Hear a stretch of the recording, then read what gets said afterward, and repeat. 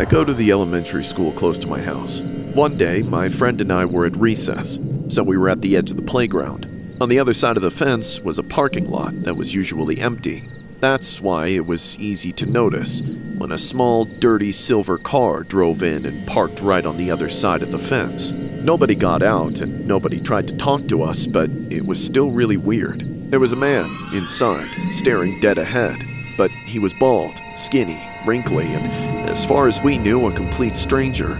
Cutting our conversation short, we walked away, but we didn't tell anyone about it. We weren't sure if it was serious or not, and when we looked back at the end of recess, the car was gone. Later that day, after the dismissal bell finally rang, my friend and I met up again and started walking home. My house was only about a 10-minute bike ride away, and hers was a little bit farther, by 3 or 4 minutes. We hadn't even thought about the dirty silver car for hours, but then it showed up again. It appeared behind us out of nowhere. Soon, it was right on our tail, going the same exact speed as us. After what felt like forever, we finally got close to my house. I asked my friend if she wanted to stay at my house until her parents could pick us up, and she agreed in a heartbeat. Without another word, we made a mad dash for my garage. We made it, at least for now. As the garage door droned slowly downward, I saw that creepy man's car parked right in front of our driveway. The sun was a bit lowered now, shining perfectly onto his face. His mouth was in the shape of a wide open smile. His eyes were crossed, too. When the garage door closed on him, I ran around to the closest window in time to see him driving off. As scary as it was, my friend and I felt the tiniest bit bad. It seemed kind of like he maybe wasn't all there, like he had a mental problem. A few hours later, my friend was picked up by her parents. It would have been a really good idea to tell them about the man following us right then, but we figured we shouldn't worry our parents. The next morning, my friend came by my house to pick up her bike and ride the rest of the way to school with me. She said she hasn't seen the man on her way, so it seemed like everything would be all right. A few minutes went by where nothing happened. But then, before we knew it, he appeared out of thin air all over again, this time right next to us. He swerved off the road and drove onto the sidewalk. He stopped in front of us so fast that we both nearly plowed our bikes into the side of his car. Panicking, we crashed into the grass. We scrambled to our feet, trying to get back on our bikes and ride off before anything else happened. But then we saw the man getting out of his car, and the sheer sight of it made us freeze in our tracks. He was wearing nothing but a giant diaper. He stood with it, sagging between his legs as he stared at us, a pacifier pulsating in his mouth. Even as he sucked on it, he finally spoke after haunting us for so long. Goo goo gaga! Oh my god! Can one of you's mommies change my diaper? No! No! I made a messy! Change me! Get away from us! No. Eeny, meeny, miny, mo. I choose you! He ran at us. We tried to get away, but he grabbed me and lifted me over his shoulder. I screamed for help as loud as I could, but nobody was around but my friend. She came running back for me as the man started taking me back to his car. No matter how hard I hit him, punched him, or kicked him, he wouldn't let me go. I clawed and scratched at him with my nails, even bit him, but nothing made a difference. Finally, my friend reached out her hands and I grabbed them. Then we both pulled with everything we had. I slipped off the man's shoulder. Then my friend helped me to my feet and we ran for our lives. By then, the man had crawled back into his car and driven off, but he had no idea about this. We screamed bloody murder the whole way until we got help from the school. The police were called and they asked us a million questions. We told them everything, not hiding a single detail anymore. Soon, the man was arrested. I could have never imagined someone doing anything like what he did, but surprisingly, this was like a regular Tuesday for him. He had a long history of doing unbelievable things, like wearing diapers, exposing himself in public, including a lot of other stuff that everyone refuses to tell us about, even though we already went through all this. I swear to God, I never want to see another human being in a diaper, whether they're a baby or not. This school story was inspired by a man who had a history of arrests dating back to 1999 of voyeurism for watching younger people and exposing himself while wearing a diaper. Thursday, he was accused of asking 2 girls to change his diaper in a Tyler neighborhood. The suspect was Wesley Stephen Worrell, 46. In the latest incident, 2 girls were riding bikes and scooters through their neighborhood when they noticed a silver vehicle begin to follow them, stopping when they stopped. Later, on their way home, they noticed Worrell sitting in the vehicle in the parking lot of Andy Woods Elementary School. Worrell then got out, only wearing a diaper, and shouted, "Goo goo gaga, I need a diaper change." Frightened, the girls quickly rode away, approaching another family's home where a man and his sons were working in the garage. The man said the girls rode up so fast they skinned their knees, claiming a scary man was chasing them. The son went searching for the vehicle they described, while a woman in the home attempted to calm the girls, who were visibly shaking and truly petrified. Investigators were later able to identify Worrell as the suspect and arrested him at his place of work.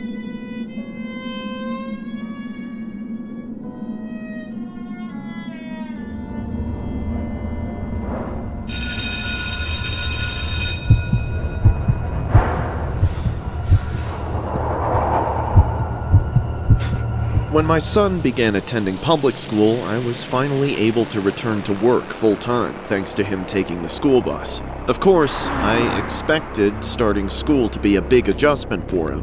He was more upset about going to school than ever. At first, I worried that the other kids were bullying him. I asked him if that was the case, but he said no. For a while there, I could tell he was genuinely scared. I decided to go to a few parent-teacher conferences to suss out if it was his teacher or the principal that were responsible. His teacher and everyone else I met at the school turned out to be the nicest people I could have asked for. They were not the problem. Sadly, as this went on for weeks and weeks, my son became a bit of a problem himself. Initially, I got annoyed. I even lashed out at him for being a brat. Turns out, the doctor could not give a conclusive diagnosis. She suggested the problems with him still had a source, something definitive and external, not internal. And if that source was something he refused to talk about, I would need to figure it out myself. But one night, my son did something different. He came into my room at 5 in the morning. He must not have slept at all. I was just waking up, minutes before my alarm. He stood in my doorway and stared at me for a while before coming up to the bed. Mommy. Mommy.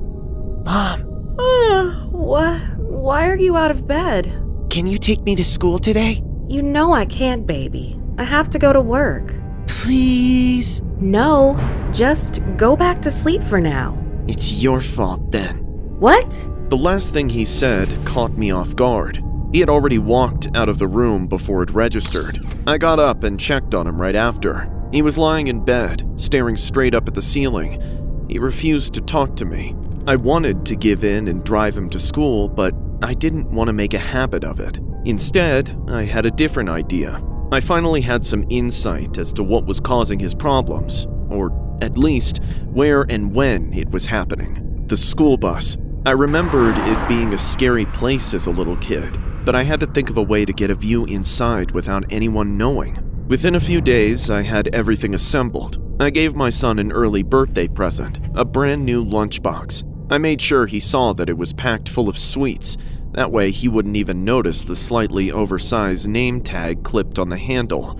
It was a hidden camera. Whatever was going on, it would show me. The next day, I sent him off to school, having to force him to get on the bus as always, hopefully for the last time. At the end of the day, I took the camera and plugged it in to review the footage. Bye! Have a good afternoon! Do your homework! Come back soon!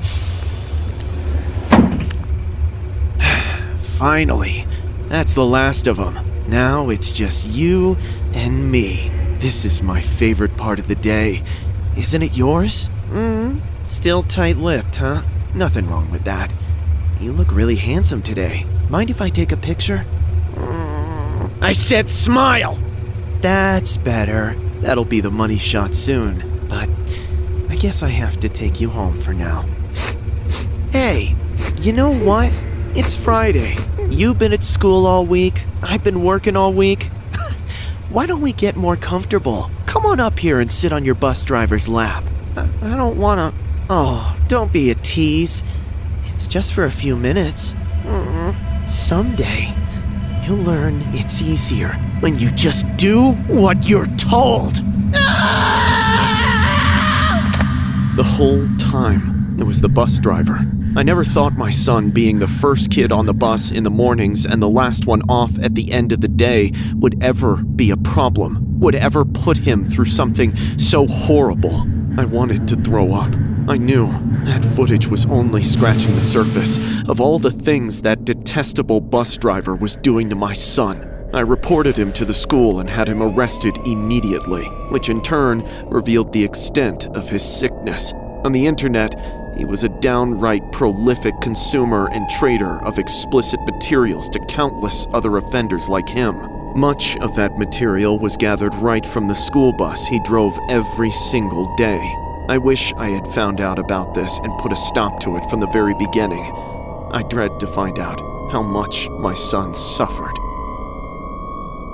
A Caldwell school bus driver accused of possessing and distributing underage content is now facing 10 felony counts. Jeremy Wakely, 42, appeared in court Wednesday morning. Each count carries a potential sentence of up to 30 years in prison if Wakely is convicted. Wakely was first arrested in January after investigators traced the download of the distributing suspected material to an internet address at a home on East Linden Street in Caldwell. Investigators later executed a search warrant at the home, where Wakely allegedly admitted to using the messaging app Telegram to exchange explicit images and videos online, and acknowledged he knew the activity was illegal. During the investigation, authorities say they recovered roughly 2,500 files from Wakely's cell phone and from a USB drive connected to a laptop found in a bedroom he said belonged to him. Authorities have previously said there is no evidence of local victims connected to the case at this time.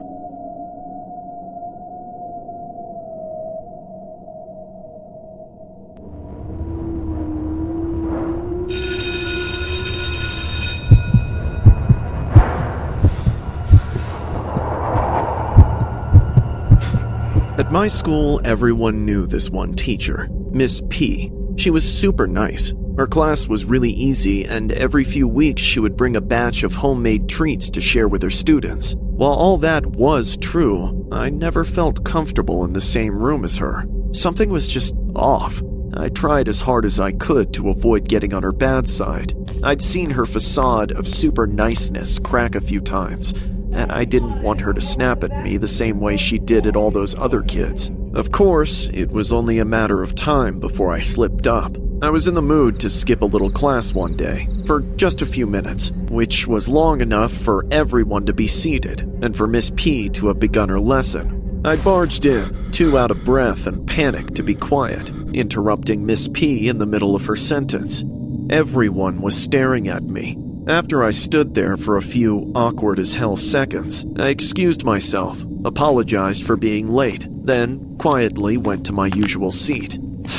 Damn, why did it have to be in the front row? I sat all the way at the far end of the class, and the moment my butt touched the chair, Miss P slid off her stool, making her way to me with a whole new purpose in her step.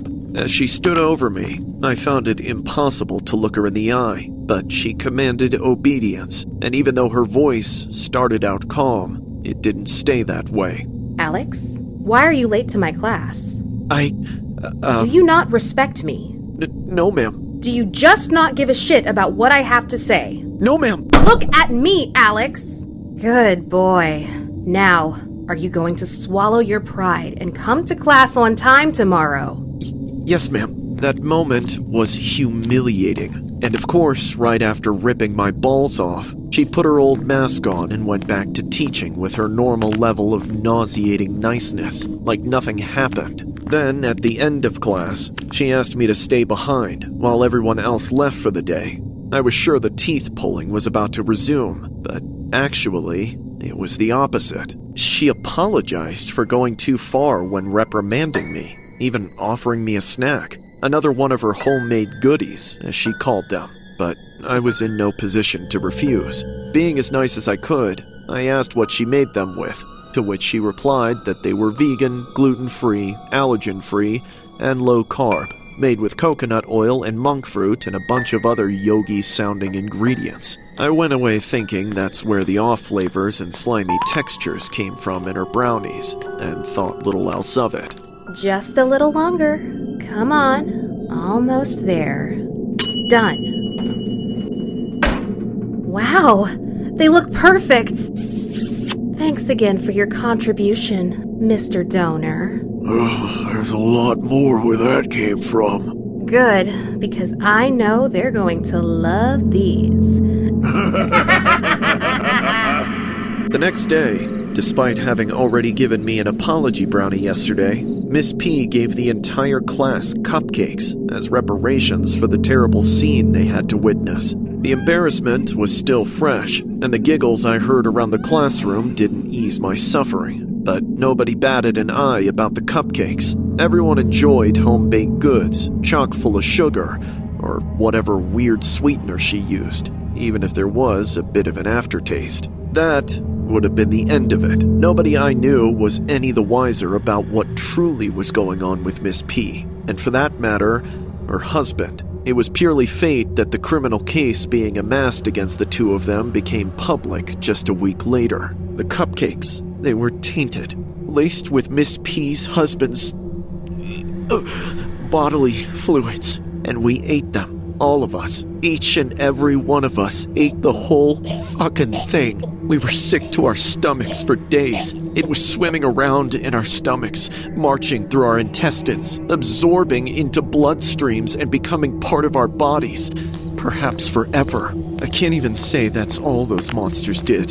Their crimes stretched far beyond just my classroom. Multiple years, multiple students, all for their momentary pleasure, even as they rot in prison for the rest of their lives. Knowing I was probably spared the worst of it, I still have to wonder what else I unknowingly consumed from all those times I ate what Miss P gave me. A former teacher in Louisiana, who admitted to giving her students tainted cupcakes among other crimes, was sentenced to 40 years in prison. Cynthia Perkins issued an apology in court to her family, former friends, former co-workers, students, victims, and Livingston Parish before her sentencing. Perkins accepted a plea deal from prosecutors in exchange for testifying against her ex-husband, Dennis Perkins. She pleaded guilty on February 14th. Per the plea deal, Cynthia had to agree to certain facts in the case, such as assisting her husband in the crimes and lacing desserts with Dennis's bodily fluid before giving them to the students. The former teacher was sentenced to 40 years at hard labor without benefit of probation or parole. Dennis Perkins has pleaded not guilty to the charges, and his trial is set for a later date.